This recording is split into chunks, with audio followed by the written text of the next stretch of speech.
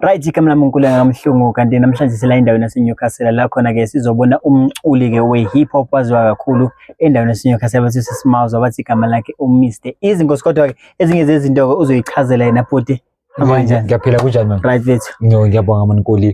Ngiyabonga mfethu ungihosta ngicela ukuphinde ngibingelele kwabukeli ngibingelele kumkhandlu wasemajuba district iartist leni uIzinkosi.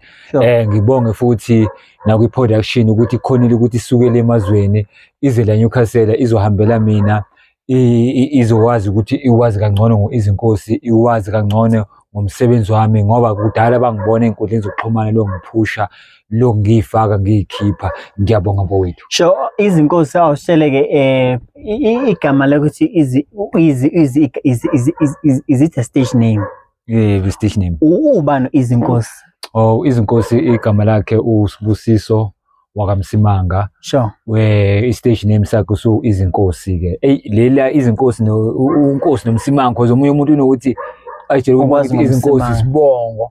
Uyayibona? Yebo Izinkosi why ngayibiza ngoIzinkosi ngoba ulela izi laqala sidlala ibhola nabafowethu ngomuntu nje easy nje kamnandi ngomuntu right okhamu akusilo umuntu lona ukuthi mase sekayalo imachine nani Inkosi ke uNkosi sona isibongo sababa leso engakhula nami ngibizwa ngaso ngashintsha sengitshintsha nje ekukhuleni kwami nami phana mase ngifunda okuningi ngamasiko ngase ngitshintsha sengibuyela kwasamama isibongo uMsimanga kodwa i-stage name ngoba esaregister i-stage name uIzinkosi ngisahamba naso yena lo. uIzinkosi ukhulelephi ukhule kanjani?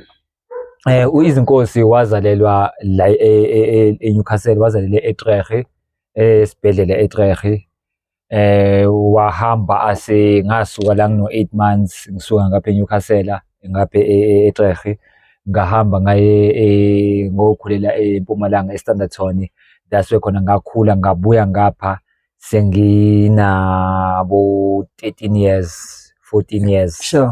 Kubuya kwami ngapha 13 years 14 years lapho it was 2003 if I'm not mistaken or 2004 if I'm not mistaken ubuya kwami la ngase sengibuya ngapha ke sibuya phela empandeni ingane isiyoqala phansi ke phela ke ukhipha umshobhelo. Yeah, sathu sibeke ke endabeni yakho uma uqala ukucula uqaleni nokubona ukuthi unekhono lokucula noma uqaleni nokubona ukuthi khona lento encanyana ekhona yomculo.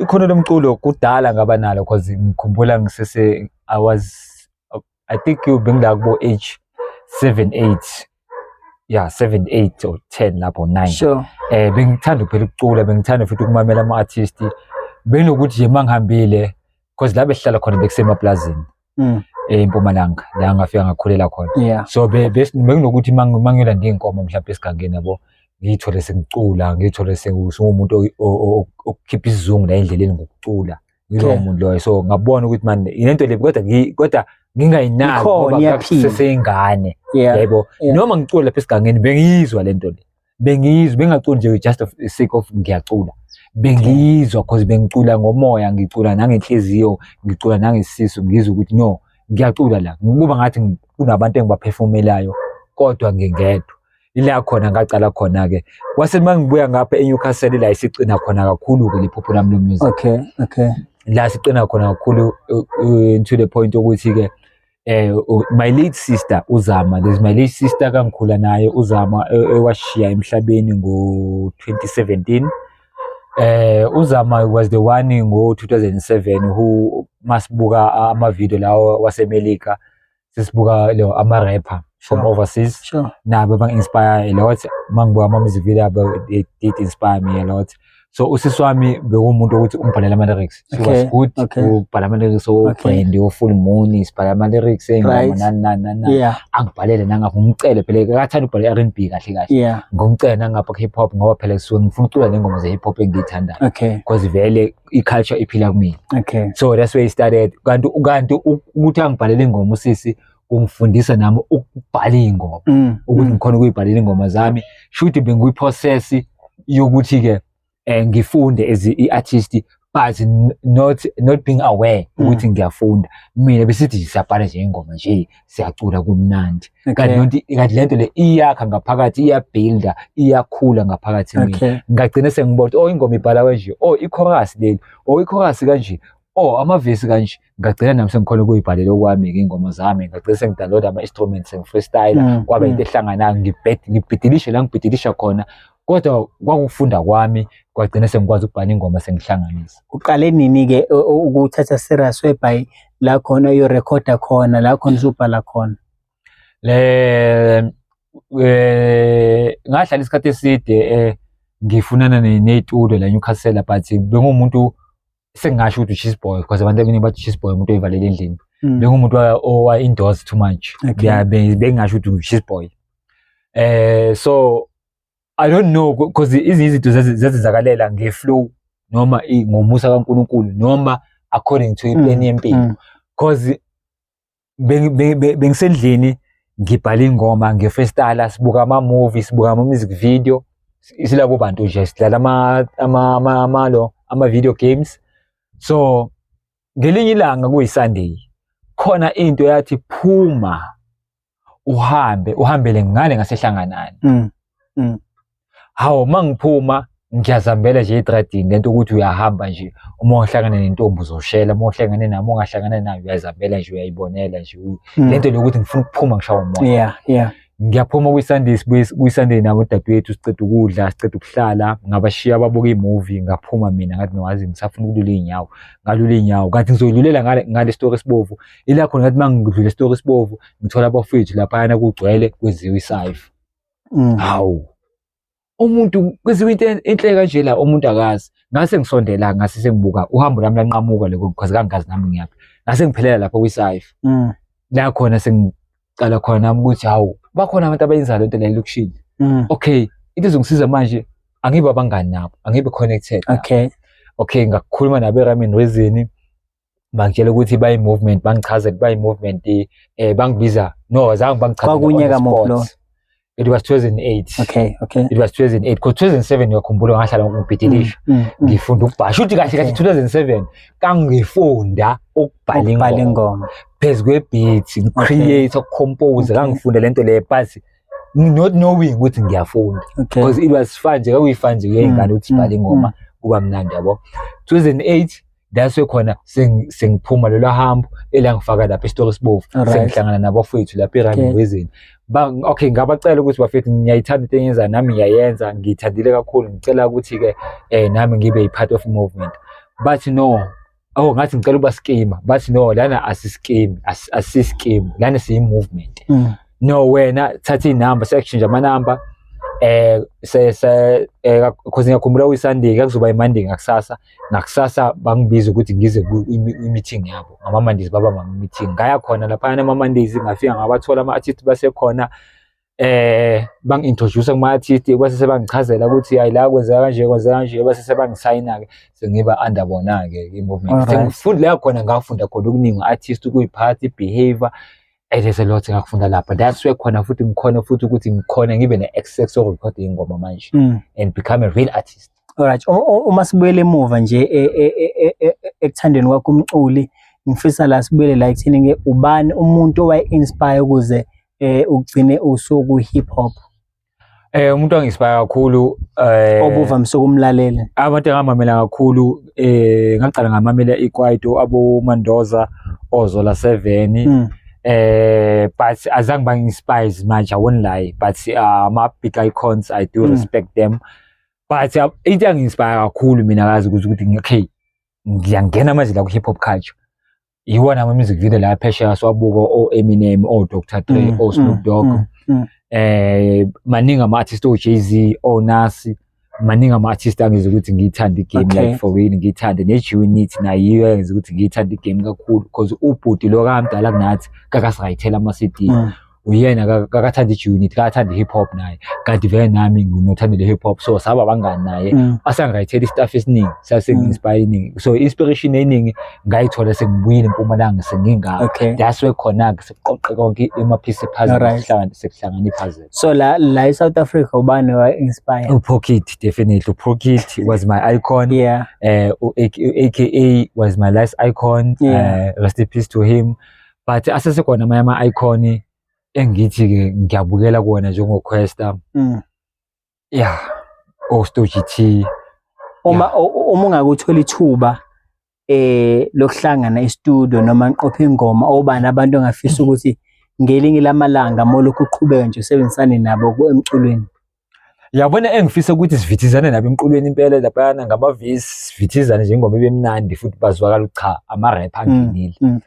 Ngiyafisa ukuba nengoma noQuesta, ngiyafisa futhi ukwenza ingoma nayo ubhuti omdala uBig Zulu, ngiyafisa ukwenza ingoma nayo uDan Kenny, ngiyafisa ukwenza ingoma nobhuti omdala uZakwe, ngiyafisa ukwenza ingoma nobhuti omdala uKO, ngiyafisa ukwenza ingoma nobhuti omdala uSjava naye umfowethu uMT angeke ngizomneka ngaphandle umfowethu loyo ukuthi abantu abaningi ngebazi ukuthi-ke kwenzakalani sike samithana kuphi naye sasebenzisana kodwa-ke ngiyafisa ukwenza ingoma nayo futhi umfowethu. Alright, so usesiyivala into engifisa ukuyazi-ke ukuthi-ke selokhu ungenile ku-music industry zingakho ingoma onazo noma mangakho ama-album onawo?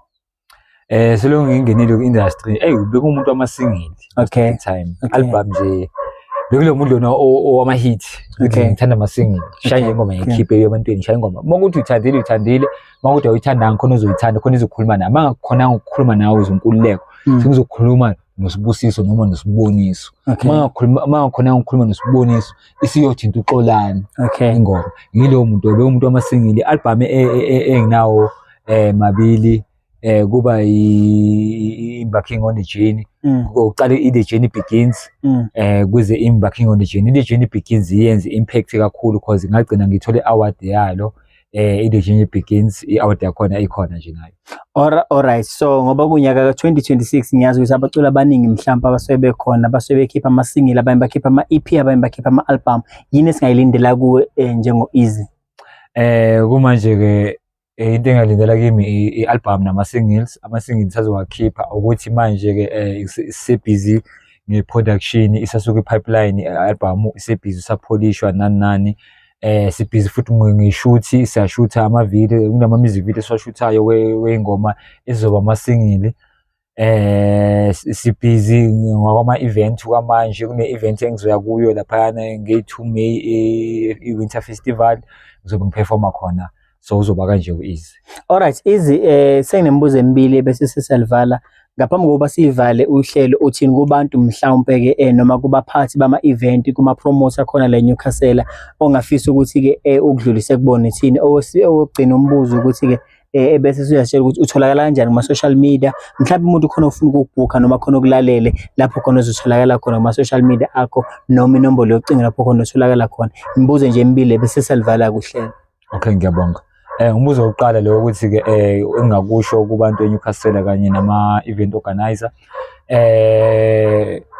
bafowethu nodadewethu bomama nosisi bomalume nomkhulu nogogo zingane ezingaphansi kumina nontanga bami ngiyacela kunina kakhulu ukuthi-ke ngiyayicela i-support yenu ngaphandle kwe-support yenu angeke khona ihambe lenqola njengemoto imoto iyayidinga amasondo ukuze ihambe emgaqweni mayinganawo amasondo ingaduma ime kodwa ingahambi.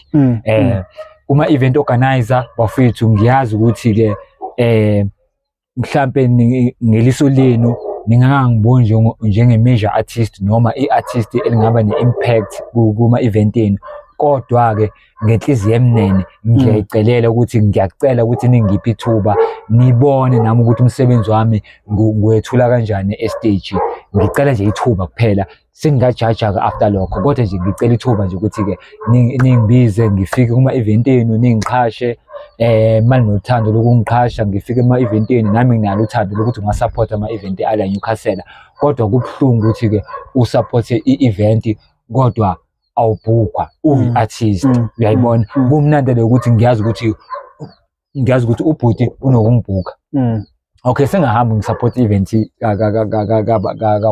komunye event organizer ngiyazi ukuthi mangifika lapho event yakhe ngizoshiya ama details because nginokukwenza abaningi bangazi nokukhuluma nabo ku WhatsApp ukuthi ke angazi mhlawumbe isivumelane esethu siyaphambana kodwa ngiyacela bafethu ukuthi ke ngelilanga ningizwe ngithole imessage noma i-email ebuya kunina ethi yangiqhasha ngizobhungaza no kwezinye indawo bangibhuka njengasekwantu eTrehe banokungibhuka nakwezinye indawo ngaphandle kwase Newcastle so ngicela ukuthi kungagcini ngaphandle kwase Newcastle ngicela ukuthi nase Newcastle njenga-artist ekhaya charity begins at home akwazi ukuthi ke ingane ingalambi sekhaya yayibona akwazi ingane ingalambi sekhaya iyodla next door kamakhelwane noma iyodla ngaphandle noma kulomuzi sekhoneni ibilambile sekhaya kumele icala ukudla ekhaya ingane bese ke iyo noma isingayoli seyophakelwa abantu bangaphandle kodwa ekhaya iphuma isuthi. Right, utholakala kanjani ke kuma social media?